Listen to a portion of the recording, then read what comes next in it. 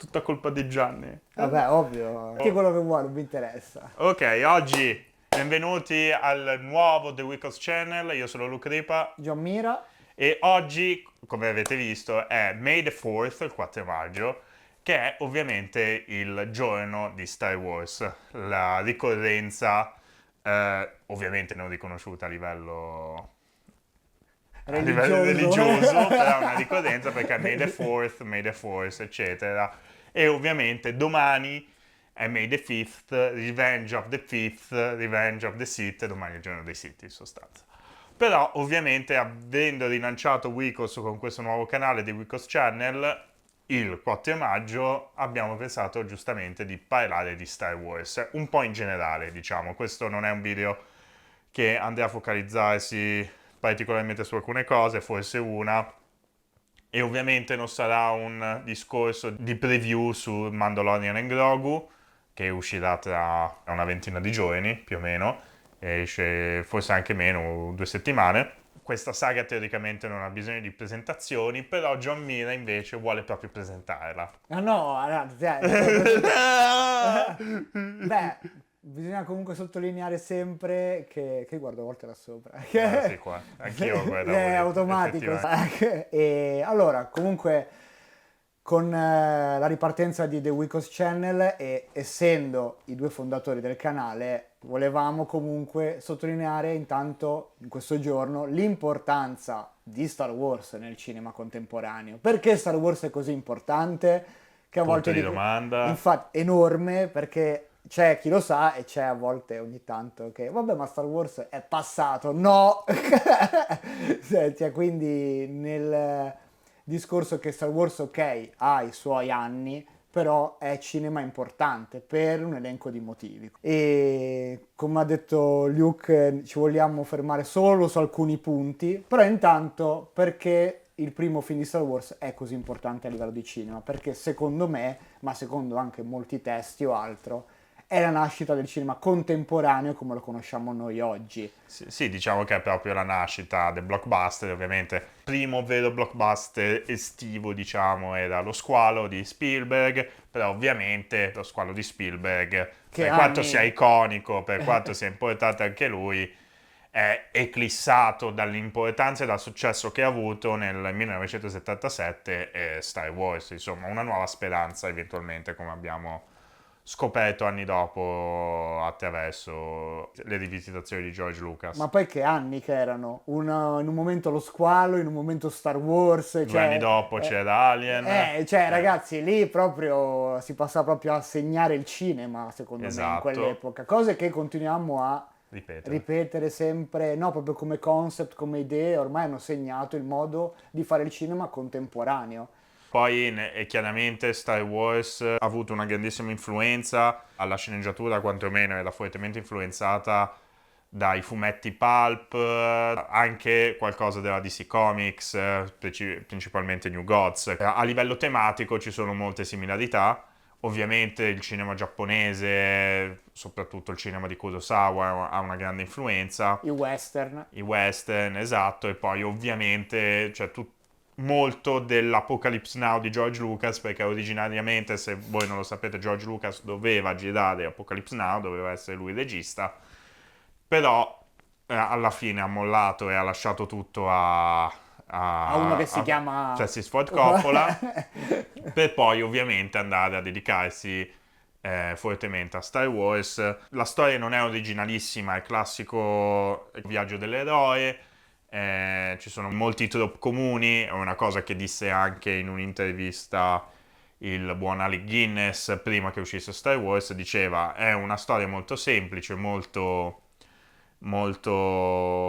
comune volendo, però volevi girare la pagina della sceneggiatura ogni volta ed è la ragione per cui lui eventualmente ha accettato l'incarico per fare Obi-Wan Kenobi. Contestualizziamo sempre poi il periodo in cui è uscito il film. Esatto, non era ora. No, erano comunque gli anni 70 ed è doveroso ricordare che noi stiamo parlando comunque di tutti gli Star Wars, almeno dal primo al sesto, cioè da episodio 4 a episodio 3, quindi in ordine cronologico d'uscita, non di timeline, parliamo di film indipendenti che poi sono stati distribuiti da 20th Century Fox, ma effettivamente erano film indipendenti, tutti autoprodotti da Lucasfilm, con ovviamente capitali poi esterni successivamente, però il primo sostanzialmente è un film indipendente e io vi consiglio fortemente di guardarvi i Light and Magic, che è una serie TV che trovate su Disney Plus sulla Lucasfilm, Bellissima. sull'Industrial Light and Magic, e vedete come l'hanno fatto. Erano degli scappati di casa essenzialmente Magazzino.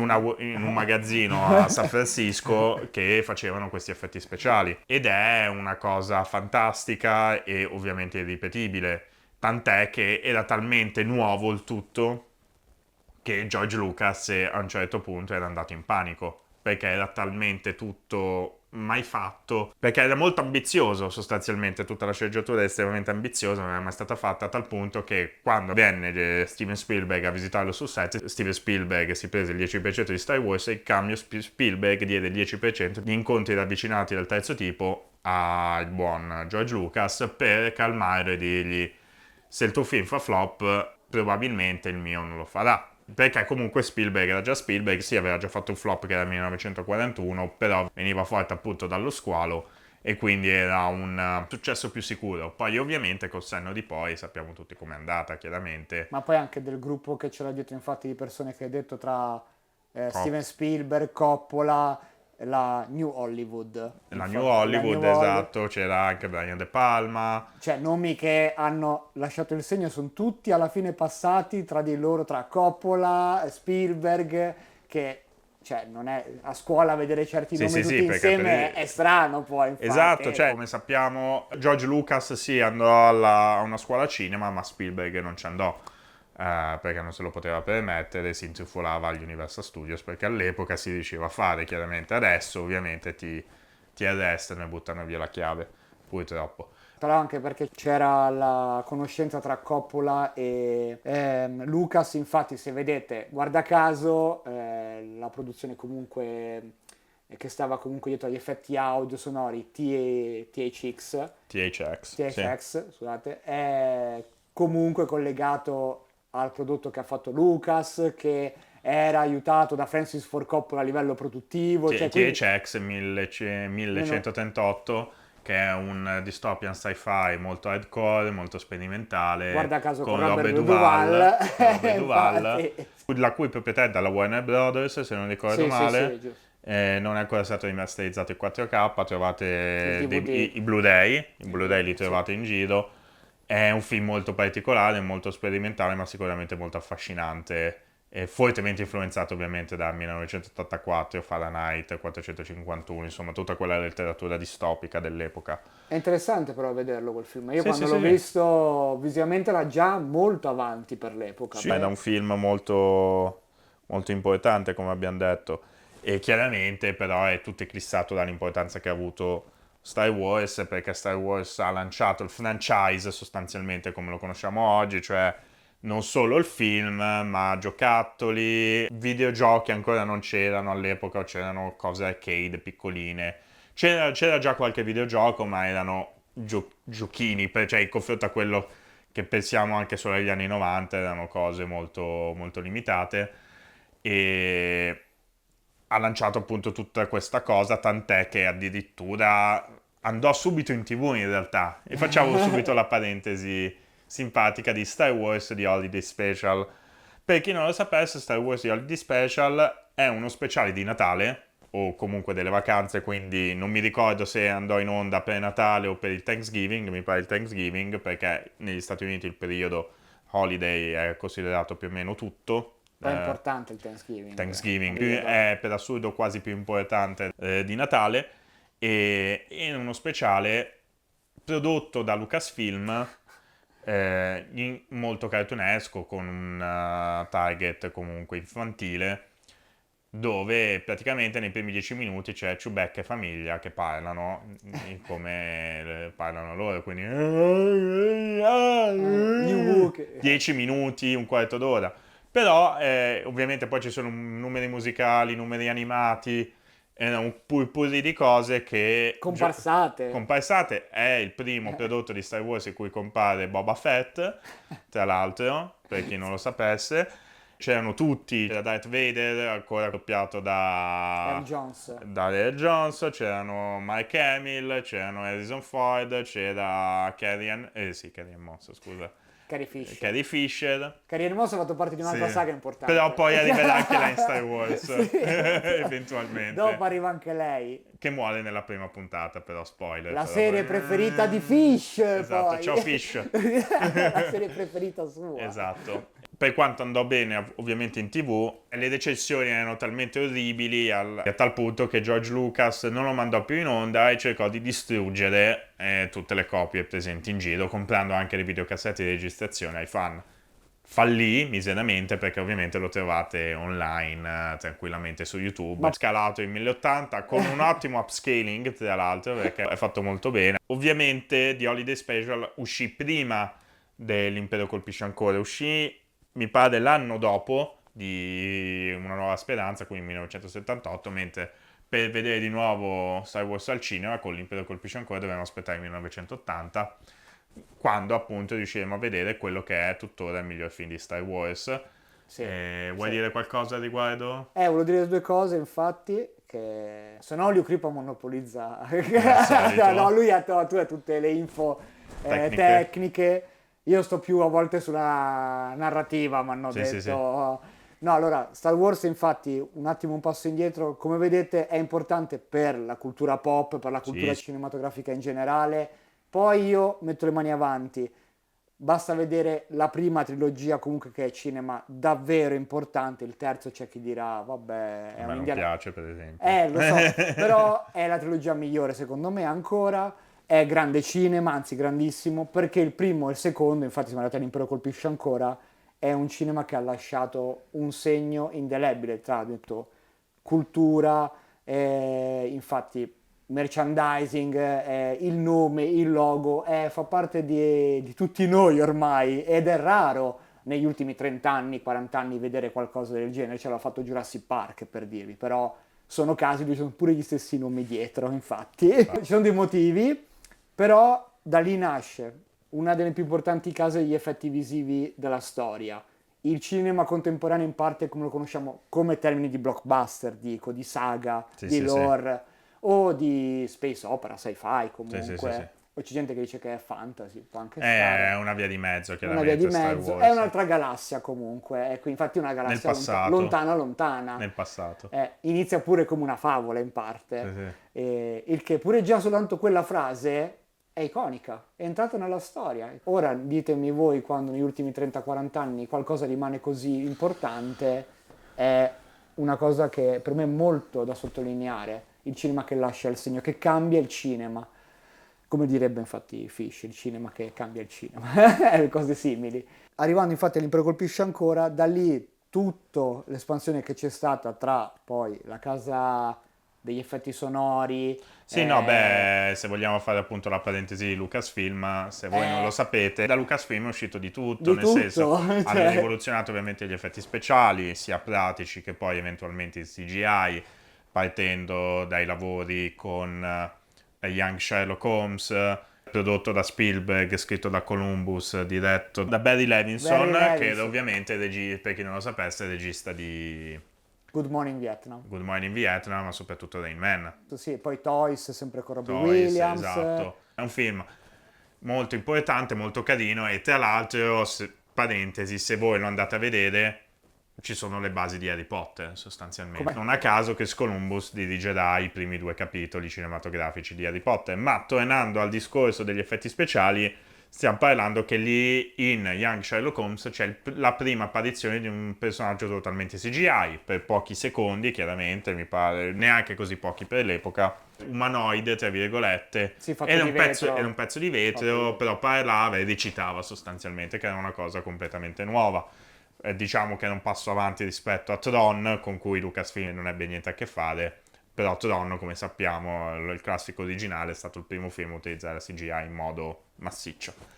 Successivamente poi andranno a sviluppare la CGI ulteriormente con James Cameron, prima in The Abyss con l'acqua, che prendeva le sembianze appunto di Mary Elizabeth Mastrantonio. Ed Harris ha adorato quel film. Ed Harris Ah, non lavorerà più con James Cameron. Poi ovviamente svilupparono il T-1000 di Terminator 2, iconico. E poi ovviamente l'ultimo step importantissimo sono stati i dinosauri in computer grafica di Jurassic Park, che anche lì, se vedete la serie Light and Magic, c'è tutto un momento in cui praticamente grazie a Jurassic Park c'è la rivoluzione verso la CGI. è anche un momento anche di tristezza perché alcuni settori lavorativi sono cambiati e il Sì, progresso e l'evoluzione fa vedere che ha modificato infatti il lavoro per esempio di Tappet, che si vede che lui spiega come ha vissuto quel momento nel documentario e sono momenti intensi.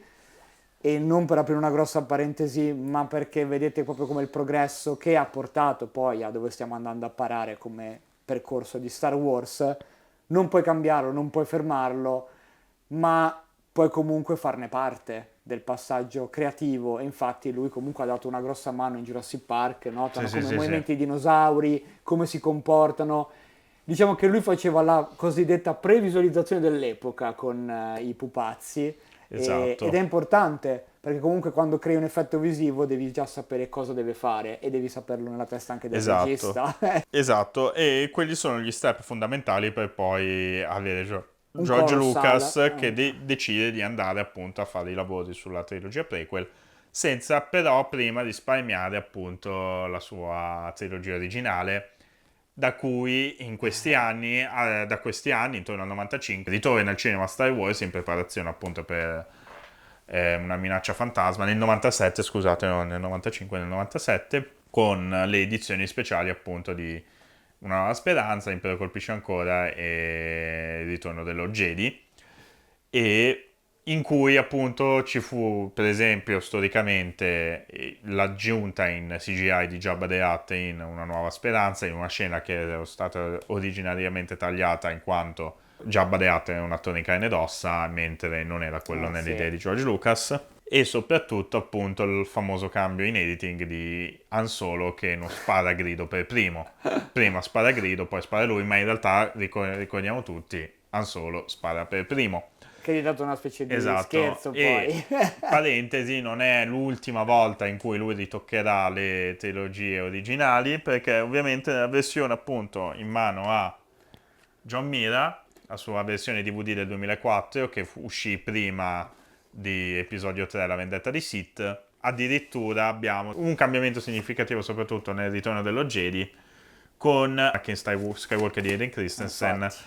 che appare come Force Ghost sul finale di appunto il ritorno dello Jedi, al posto dell'attore originale che lo interpretò, che non mi ricordo No, il infatti. nome dell'attore. Tra parentesi, quando è uscito questo è stato un importante lancio sia per la casa THX e per, infatti, sottolineare masterizzato, perché è stata una cosa importante a livello della qualità dell'epoca di vedere un film che sembrava dei primi anni 2000, invece era degli anni 70. Comunque il lavoro audio e video è impressionante, io consiglio sempre a tutti di guardarlo, però potete recuperare adesso in Blu-ray la versione che ha lui comunque 4K, sì, 4K, che tutti e sei, sono tutti e nove. garanzie che dà comunque la Lucasfilm quando fa le nuove edizioni. Esatto. La pulizia completa o comunque una remaster che è quasi allucinante, ma questo per le cose è stato importante insieme al cofanetto di Indiana Jones che consiglio anche quello di recuperare. Però ovviamente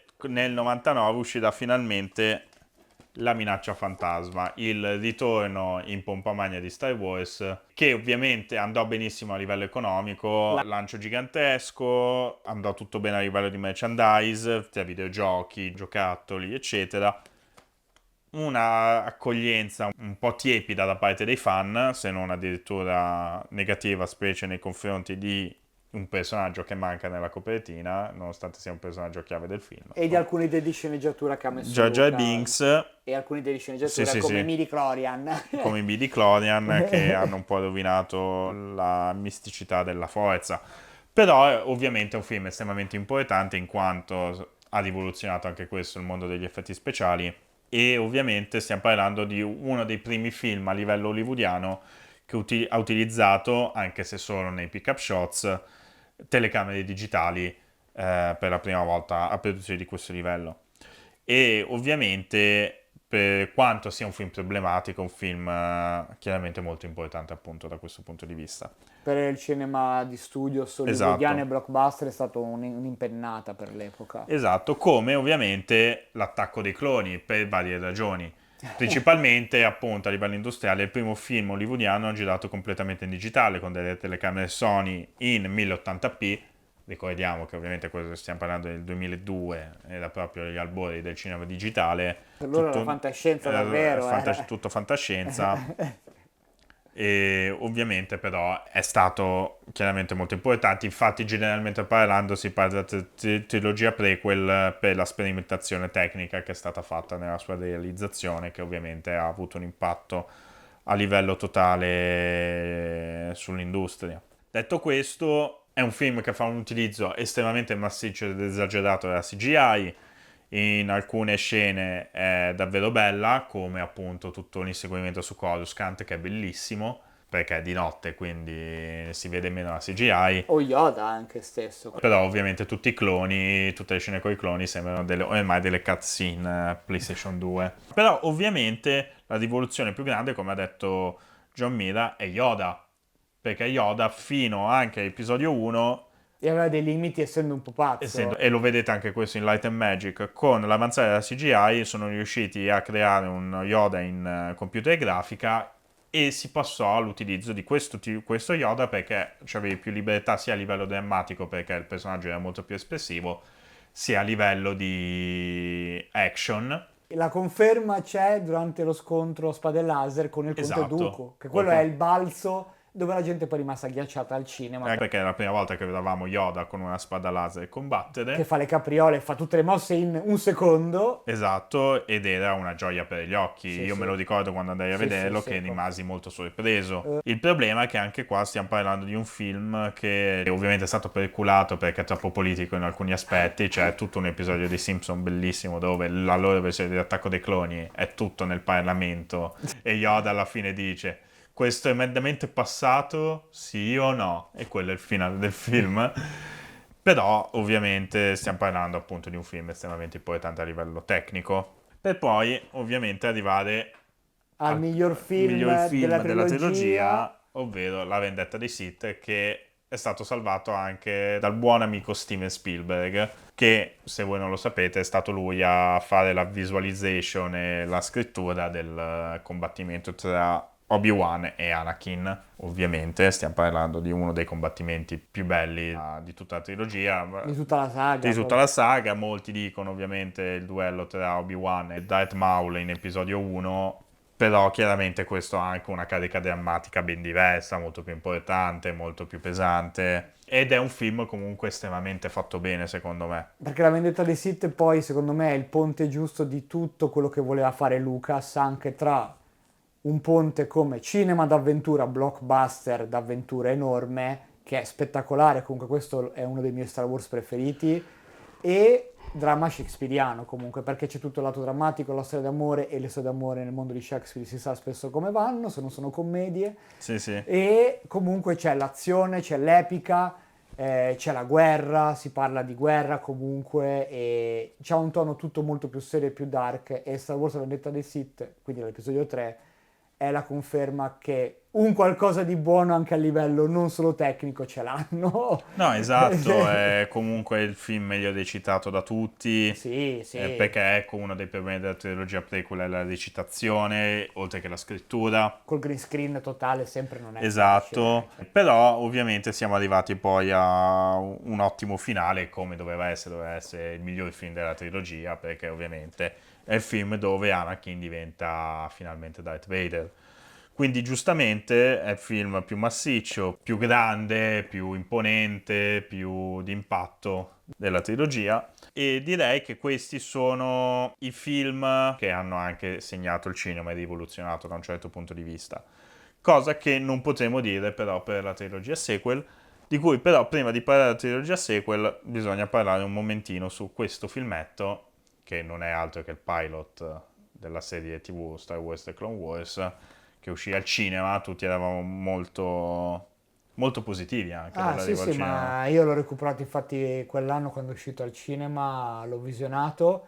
Non sapevo perché, vabbè, all'epoca l'internet aveva ancora, non c'erano 2000 informazioni come adesso, non sapevo che era un pilota di Non lo qualcos'altro. sapeva nessuno, infatti. Cioè, e però fa da ponte, dicevo, farà da ponte per qualcosa e che è palese, ma è un film estremamente divertente.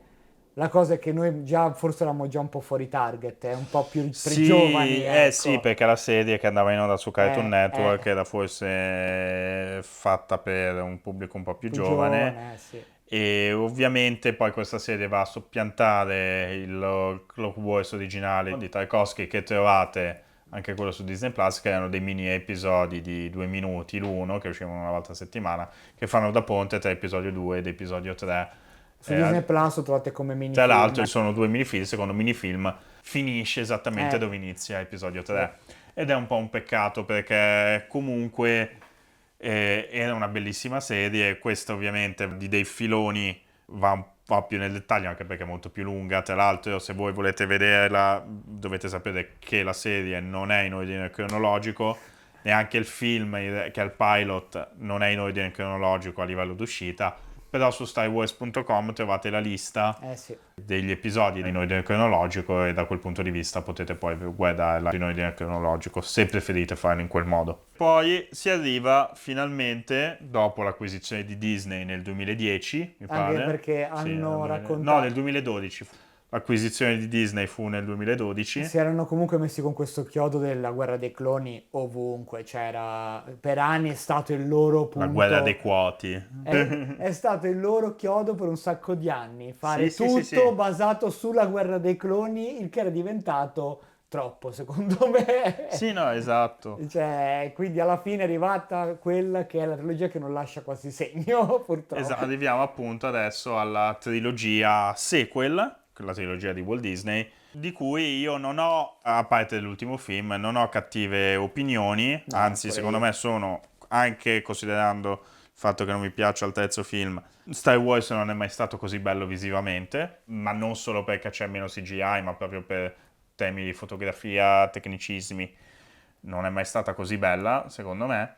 E ovviamente si parla di soprattutto di episodio 7, ovvero il risveglio della forza, che ebbe un lancio gigantesco, Ha fatto crashare l'internet. fatto crashare internet, ci furono code lunghissime il giorno d'uscita, infatti incasserà più di 2 miliardi di dollari, perché ci fu un battage, un hype, Il cast originale che il ritorno del cast cioè, originale, un hype gigantesco intorno adesso, e secondo me per quanto anche i fan della trilogia originale l'hanno sempre screditato, io l'ho sempre trovato un film estremamente godibile e ben fatto. è funzionale su vari È fronti. funzionale e sono tutti bravi, il casting è stato fantastico. È ispirato come film, poi come regia. La gente dice che è un po' una copia di episodio 4, lo è anche episodio 1, se poi andate a vedere hanno tutti e tre gli stessi identici beat. Step poi. Però la gente non lo vuole ammettere e secondo me ha funzionato davvero bene,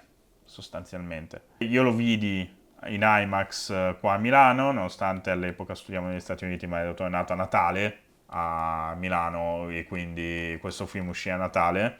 Tutti e tre Sì, uscirono a tutti e tre a Natale. Natale. Andemmo a vedere qua al Notorious, all'epoca era ancora Skyline, e lo vidi poi altre 2 volte sempre al cinema, una ancora a Milano all'Odeon, al nostro vecchio carissimo In Odeon, centro a Milano. in centro a Milano, e poi lo vidi a Los Angeles in un IMAX così di giorno, avevamo deciso di andarla a rivedere. A me era piaciuto tantissimo all'epoca Sì, sì, anche a me. e mi piace ancora. L'unica cosa che nel terzo atto frena molto sul freno a mano della nostalgia, infatti, è quella l'unica cosa che mi ha un attimo rallentato da fanboy che sono, ecco, e vuole fare infatti episodio 4 a un certo punto. Però Esatto. mette le basi per quello che poi Sarà verrà. il film più controverso della trilogia, ovvero Star Wars Gli Ultimi Jedi. Ora, premessa, a me Star Wars Gli Ultimi Jedi è sempre piaciuto Idem, sempre e lo piaciuto. difenderò sempre con i denti, e inizio subito con il discorso su Luke Skywalker.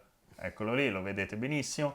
Luke Skywalker, che secondo i fan di vecchia data, Luke Skywalker non poteva mai reagire in quel modo, non poteva mai fare quella cosa lì. Ora, Voi li avete visti questi? Grandissimi detrattori? Benissimo, qua ti fanno vedere gli Jedi. Nella trilogia originale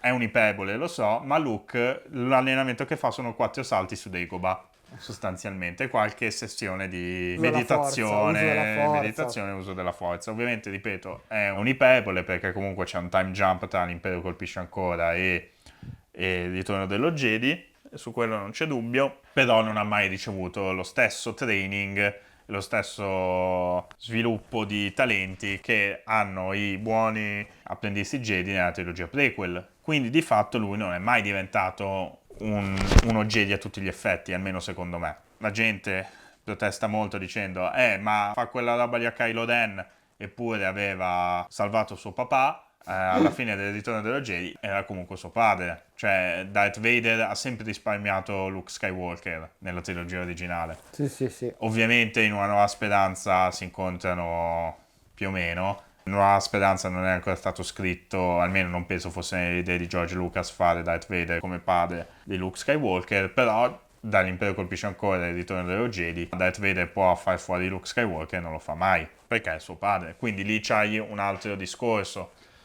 Ovviamente Luke Skywalker negli ultimi Jedi, in quel flashback, ha solo un momento di debolezza, però è un momento di debolezza che ci sta, perché non è uno Jedi e non può essere il Deus Ex Machina che tutti volevano, sostanzialmente. Il Luke super potente, super grandioso, come si vede nella sua introduzione nell'ultimo episodio della seconda stagione di Mandalorian.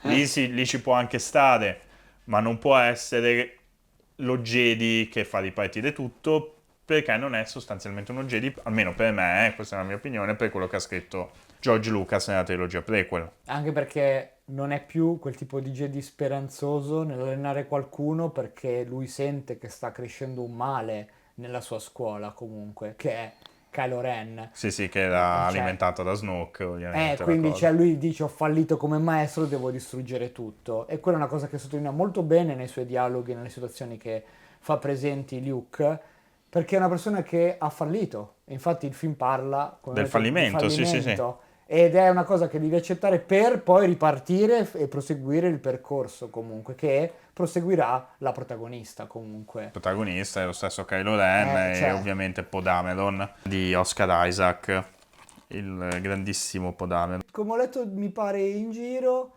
poteva essere un ottimo film, ma è poco Star Wars, hanno detto. Perché si è cercato di fare qualcosa Di diverso, sostanzialmente, sì. ed è stato totalmente distrutto dai fan, tant'è che poi uscirà sta roba qua, ovvero l'ascesa di Skywalker, questo grandissimo schifezza, si può dire, È uno dei peggiori Star Wars fatti, ma per dei problemi enormemente perché produttivi essenzialmente è poi. solo un retcon di episodio 8. Allora, la direzione che abbiamo preso non piace ai fan. Torniamo indietro, mettiamo a posto tutto in 140 minuti per fare 2 film in uno poi. Mi sa che running 2 ore e 15 minuti. Neanche quindi. E per cambiare direzione. Che questo era 2 ore e 20 se non ricordo Sì, male, 2 quello ore e che- mezza addirittura. Fatto sta che hai fatto un lancio, il lancio non è piaciuto, quindi riprendiamo la palla e ce la teniamo Sì, da sì. parte e nascondiamo quello che abbiamo lanciato. Era quello il discorso. Sostanzialmente. E il che si vede perché alla fine il film è Visivamente bellissimo come tutti gli altri 2 film, ma è estremamente stupido e semplicistico. soprattutto non spiega perché Palpatine è tornato, cosa che stanno cercando di fare con Mandalorian sostanzialmente, cioè Mandalorian c'ha tutta quella sottotrama sulla clonazione perché vuole andare a spiegare quello che non è stato spiegato in questo film. Ma nonostante tutto questo poi è un'opinione o quello che è, però il film E spiegare ovviamente come lei è la figlia di Palpatine. ma il film tra che l'altro. deve essere Star Wars ed è Star Wars su alcuni concetti, quello è vero, purtroppo fa passi indietro rispetto ai 2 film precedenti. Urca, sì. E da lì proprio a livello di cinema, di narrazione e di sceneggiatura è un freno a mano che alla fine gli è rotta la macchina, purtroppo, perché infatti è uno Eh. Star Wars che è piaciuto non tanto meno di quello precedente, però è un film comunque. Io l'ho talmente odiato che per Perché 2 anni non toccai niente di Star Wars in generale. Perché sei tradito, sei stato Esatto, tradito. abbandonai completamente Mandalorian. Sì. Mandalorian l'ho recuperato in questi mesi perché ovviamente uscì dal film, lo voglio andare a vedere. Perché fui talmente deluso, andai all'anteprima di mezzanotte, Cioè, all'IMAX qua a Notorious, e rimasi completamente ferito. Cioè non volevo più avere niente a che fare con Star Wars, talmente rimasi schifato, sostanzialmente. io non l'ho odiato così tanto, però sono rimasto molto deluso perché ho detto hanno tradito quello che doveva essere Star Wars. È quello. Perché Star Wars comunque, come avevo detto all'inizio di questo video, è cinema, spinge il cinema verso una certa direzione, ma con questo film è stato l'ultimo chiodo per dire non siamo riusciti a cambiare quasi niente, purtroppo. Anzi, siamo rimasti incollati al passato. È quello che mi ha dato fastidio. Abbiamo fatto i passi indietro per tornare sui nostri passi originali, quando invece episodio 8 spingeva su una direzione di cambiamento. Però lo so, il cambiamento spaventa, ragazzi, spesso. Guardate, la prima locandina di Disney Plus in Italia, Dell'epoca. qua dentro. Poi, ovviamente, nel periodo di questa trilogia sequel uscirono anche due spin-off, sostanzialmente. Il primo, Rogue One, che è probabilmente, Oh, oltre a quello più bello, quello più importante, perché darà poi vita a una serie TV prequel. abbiamo il capolavoro stavolta, ce l'abbiamo. Ecco, diretto da Gareth Edwards, poi aggiustato da Tony Gilroy, perché c'erano dei problemi col terzo atto, e stiamo parlando di il primo Star Wars Story, è il primo film di Star Wars senza gli Jedi. Infatti, non sono, diciamo, cardine nel film Star Wars. Ci Esatto, sono degli Jedi, ma non ci sono gli Skywalker. sì sì, Comunque, tranne sul finale c'è una Skywalker, ma il film è imponente, visivamente bellissimo, narrato benissimo, serissimo, può piacere a tutta la famiglia comunque, ma credo che sia alla fine questo e episodio 8 e quello di J.J. Abrams e l'episodio 7 sono le cose più belle che sono uscite da questo esatto, percorso. anche perché da questo appunto questo film, che ha una bellissima scena con Darth Vader e tra le altre cose che ovviamente è fanservice puro, Però è stupenda. darà vita a una serie che ancora devo recuperare, ovvero Andor, che è una serie prequel, che è praticamente Star Wars per adulti, sostanzialmente. Sì, sei comunque sotto i 12 anni ti annoi, in parte Esatto, è quello, cioè. esatto, che è una serie che tutti decantano così tanto che probabilmente io ne rimarrò deluso, perché quando la gente continua a decantare le cose, fino a un certo punto, dopo un po', tu ne rimani deluso, Ho detto, sostanzialmente. beh, in parte è una delle mie paure, infatti, quando devo guardare qualcosa. Stava succedendo con Dune. Sì. Dune è un capolavoro, Dune è un capolavoro. Ok, Film aspetta. preferito di Fish, anche Dune di Villeneuve, tutti e due, non vede l'ora del terzo. Però dire che è un capolavoro e dire che è un buon film, calma, che ce lo Esatto, dico per esperienza. esatto. E ovviamente poi l'altro spin-off era solo la Star Wars Story, Che non ce l'ho. che Quello non non ce ce l'ho. l'ha, che è il prequel su Solo, che purtroppo andò male, tra l'altro film girato quasi completamente da Phil Lord e Lord, Chris Miller, che però furono cambiati una settimana prima. settimana prima delle fine delle riprese, e arrivò Ron Howard che rigirò parte del film, per aggiustare un po' il tono, Che perché ironi- apparentemente avevano fatto una commedia un po' troppo forte, Che diciamo. ironicamente mi sono pensato a volte quando c'è sempre questa storia, mancano 3 take, basta, licenziati, ne mancano 3, basta, licenziati. Cioè io mi Esatto. mettevo a ridere perché la raccontavano come che li hanno tolti quando era arrivata la nave ormai al Sì, era porto. finito, sì, esatto. cioè, quello, quindi se hai fatto un film in un certo tono, lo fai così, Essenzialmente quello che solo è un pilot, di un di qualcosa. qualcosa che però poi noi non vedremo mai, È un perché western comunque, è un come film western, è western. anche fatto abbastanza bene, il casting è tutto azzeccato, ovviamente specialmente Donald Glover come Aldo Kaelissian, giustamente. E niente, cioè è un film di cui poi non c'è tanto da parlare perché appunto non va da nessuna parte sostanzialmente. Ci spiega alcune cose di Han Solo, ci fa vedere come Han Solo e Chewbacca si sono incontrati. Sì, sì, è girato tutta quella parte lì come un film di guerra, che è Esatto. molto bella visivamente quella parte e sono belle le scene con Woody Harrelson, comunque ha dei pro. E all'epoca al cinema sono stato una delle persone quando ero in sala con i miei amici che è uscito meno entusiasta, mi ricordo. L'ho apprezzato di più quando l'ho rivisto a casa, ma perché sempre il mio lato da persona che vuole qualcosa da Star Wars mi aveva lasciato poco il segno e per me Star Wars deve lasciarmi sempre qualcosa nella visione e Solo invece era cinema per ragazzi, va bene, Star Wars è anche quello, però, e non la vedo che deve essere sempre cinema serissimo e deve cambiare le sorti dell'umanità, ma solo era davvero il pilot di qualcosa e soffriva di questa cosa, era evidente che mancava un pezzo. Visivamente molto bello Sì, sì, sì, anche, sì. girato anche molto bene in alcuni punti, ma rispetto a Rogue One è uno spin-off che fa passi Sì, indietro perché comunque, comunque è un film cioè... Frankenstein, diciamo, si vede sì. anche un po' per quanto Ron Howard sia un bravissimo regista, molto efficace, Sui rapporti umani lui è molto bravo quando molto li deve bravo, spiegare. però chiaramente da un momento è arrivato per aggiustare il film, diciamo.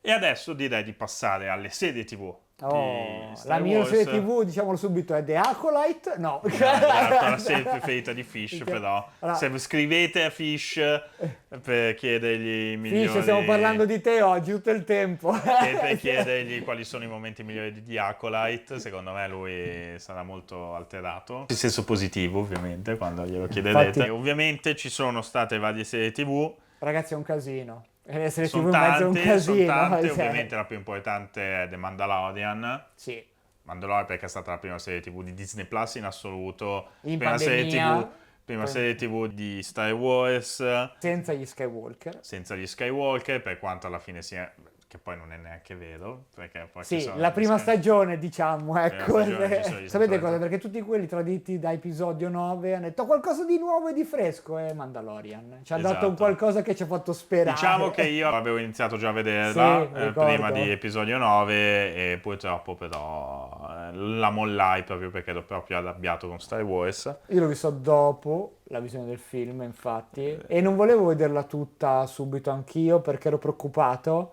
perché la direzione che avevano preso mi piaceva fino a un certo punto, di fare una serialità.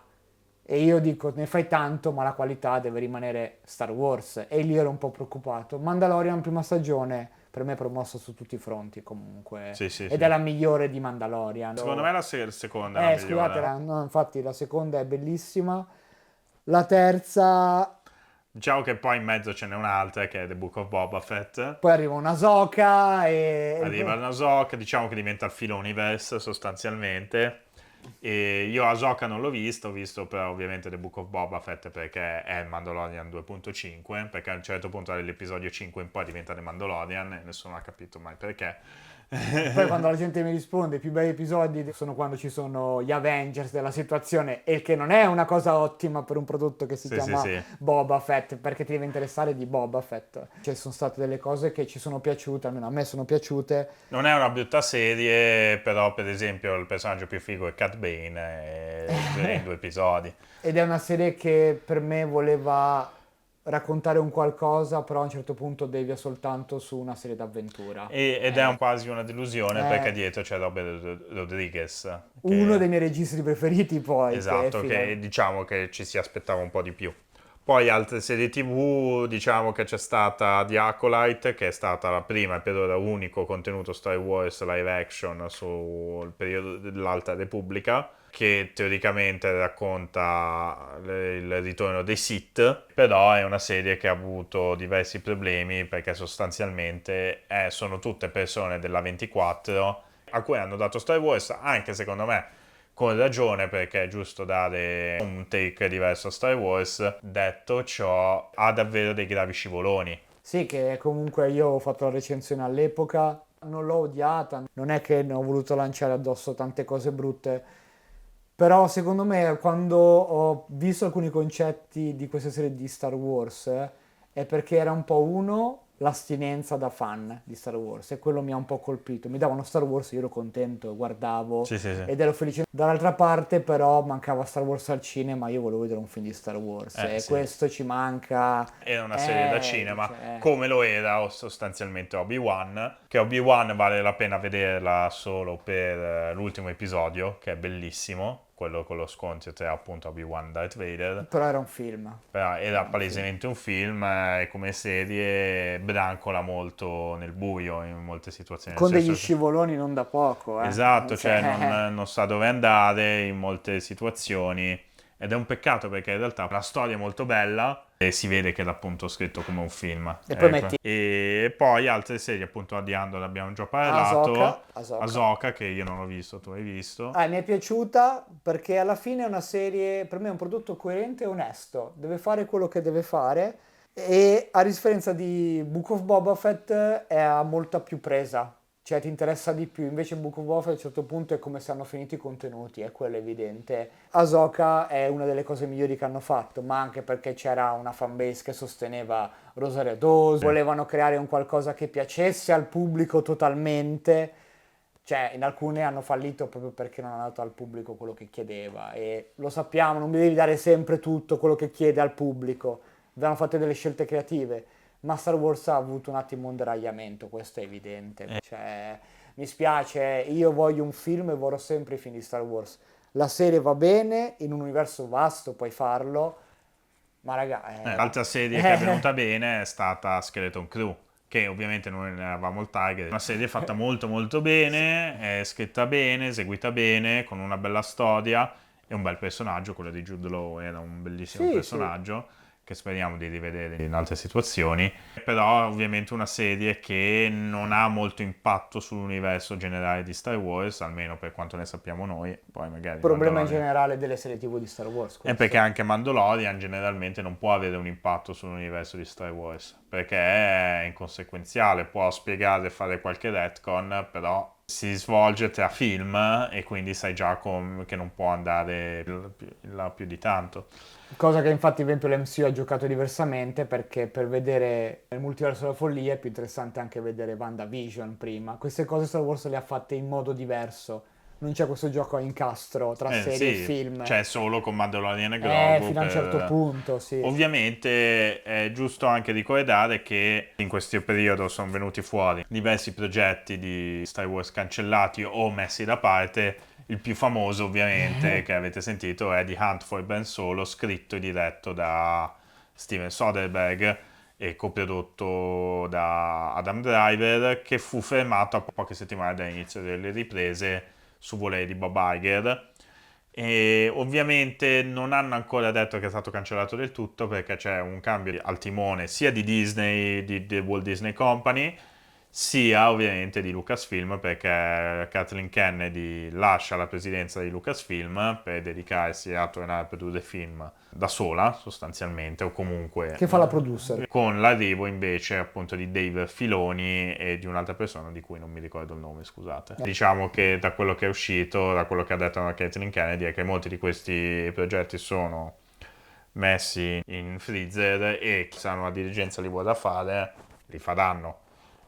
Hunt for Ben Solo, la mia personale sensazione è che probabilmente si farà perché è stata fatta troppa pubblicità, è stato parlato troppo, ne ha parlato poi direttamente anche Steven Soderbergh e quindi c'è molta richiesta per questo film, quindi secondo me probabilmente eventualmente lo faranno. Beh, ma se leggi una locandina, il ritorno di Kylo Ren, diretto e scritto da Steven Soderbergh, la gente va al Sì, cinema diciamo che comunque. ovviamente Soderbergh non è Spielberg come nome, come forza di nome non è No. Spielberg, non è Nolan. Poi la curiosità nel vedere come fa uno Star Wars. Certo, quello sicuramente, Cioè, c'era anche uno Star Wars di David Fincher, diciamo che ci sono stati tutti questi problemi per arrivare poi a Star Wars Starfighter che invece uscirà l'anno prossimo, film diretto appunto dal buon Sean Levy, regista di Real Steel, di soprattutto ultimamente Deadpool e Wolverine, ovviamente Free Guy, Stranger Things. uno dei creativi dietro Stranger Things, non uno dei creatori, ha diretto diversi episodi per la serie, a cui hanno affidato appunto il vero e proprio ritorno di Star Wars al cinema perché è il film di Star Wars che non devi aver visto Mandalorian, diciamo, non devi aver visto una serie TV per capirlo, che secondo me vuole mettere le basi per qualcosa di più ampio, anche se loro continuano a negare la cosa. Di cui ovviamente ricordiamo Tom Cruise ha diretto una scena perché si è presentato sul set, ha preso la camera e ha iniziato a dirigere una scena. Sì, sì. Già questo fa diventare il film a livello leggenda. Che era l'unico giorno, l'ha detto Ryan Gosling, era l'unico giorno di riposo suo, è arrivato Tom Cruise. No, io sulle serie ho poche cose da dire in generale perché c'è un po' di casotto e c'è un po' di caos anche nelle idee di come gestirle. Questa cosa è diventata evidente, il che ha frenato anche i fan perché non guardavano quasi più le Sì, serie sì, a un sì, sì. certo punto e questo è male per una cosa che va vista continuamente o comunque la loro industria si basa su quelli che visionano e nello streaming, nel mondo dello streaming soprattutto, e Skeleton Crew è stata una delle ultime conferme di questo quasi, perché non ne ha parlato quasi nessuno e nonostante è uscito a Natale la gente ha guardato altro, pare, e questo mi ha dato per la prima volta tanti punti domanda che con le serie TV mi sono usciti fuori tutti questi dubbi e infatti si spera nel ritorno al cinema con Starfighter in un certo modo. Voglio vedere quanto la gente andrà a vedere Mandalorian e Grogu. Lì ho qualche dubbio. Anch'io ho dei sentori un po' così così, ma io spero sempre meglio perché Star Wars, come abbiamo detto in questo video, è cinema totalmente, seppure contemporaneo, di intrattenimento, tutto quello che volete, ma il segno l'ha lasciato. Non può però frenare e rallentare così una saga del genere, che frena su delle serie TV dove alla fine sembra che le idee sono soltanto un casino. Adesso vediamo con il Filoni cosa fa. Esatto. Ma di altre cose non ho da aggiungere, perché vi dico anche questo. Perché stiamo andando lunghi. Saranno lunghi, ma soprattutto per concludere, perché noi con Fish abbiamo fatto vari episodi sul mondo di Star Wars. Sì, che li trovate sul canale del Wicos Podcast. C'è il canale YouTube il Wicos Podcast, però poi trovate anche su Spotify, Apple Podcast, Amazon Music, Castbox e Good Pods. Siamo su tutte le piattaforme su cui possiamo essere in Italia, chiaramente. E lì c'è tanto di cui parliamo di queste cose di Star Wars, soprattutto nella serialità e di quello che sta succedendo. Fino a un mese fa ne abbiamo parlato. Basta che scrivete il Wicos Podcast e Star Wars, così vi esce tutto quello che c'è da dire. Per quello che volevo essere un po' più stretto qua. Però credo che i concetti siano chiari in generale. Esatto, infatti. sì. Ovviamente ci sarebbero altre cose da cui parlare, Star Wars è talmente vasto, principalmente i videogiochi, ma anche i vari progetti fan. Lo accenno perché secondo me è abbastanza importante le The Specialized Editions che trovate online della trilogia originale di Star Wars, in cui hanno fatto appunto delle versioni digitali anche in 4K con un lavoro decennale. Sono riusciti a ottenere delle versioni di Star Wars molto vicine a quelle cinematografiche. Le trovate online, ovviamente cercatele per conto vostro. Io metterò magari il link sui siti del progetto, specialmente. Sono versioni anche ad alto bitrate, parliamo anche di qualità veramente Blu-ray 4K, quindi anche abbastanza pesanti in realtà da scaricare, siamo sui 80-90 GB a film. Però effettivamente se volete una versione molto vicina a quella cinematografica, questo per ora è il modo migliore per farlo, sempre che l'anno prossimo, che sarà il 50° di Star Wars Una Nuova Speranza, uscirà al cinema, quello lo sappiamo, per Star Wars Day del 2027. Non sappiamo ancora in che versione, però potrebbe essere una remaster vera e propria della versione cinematografica. Ma questo solo il tempo lo dirà. Io sono Luca Ripa. John Mira. Ovviamente seguiteci su tutti i social, io metterò qua i tag dei nostri vari canali. Ovviamente sul Wicosplay troverete anche i miei gameplay in inglese di Star Wars Jedi Fallen Order e Star Wars Jedi Survivor, che sono due ottimi videogiochi di Star Wars. Degli altri videogiochi non ne parleremo oggi perché sennò dobbiamo parlarne un'altra ora. E ovviamente seguite The Wicos Channel su tutti i nostri canali, noi siamo su YouTube, in questo momento ci vedete su YouTube, su Instagram, Facebook, X, TikTok e Twitch, sempre tutto col tag The Wicos Channel. E ovviamente grazie per averci visionato e benvenuti ancora su The Wicos Channel. Alla prossima! Tanto tempo fa, In una galassia lontana, lontana. Ah.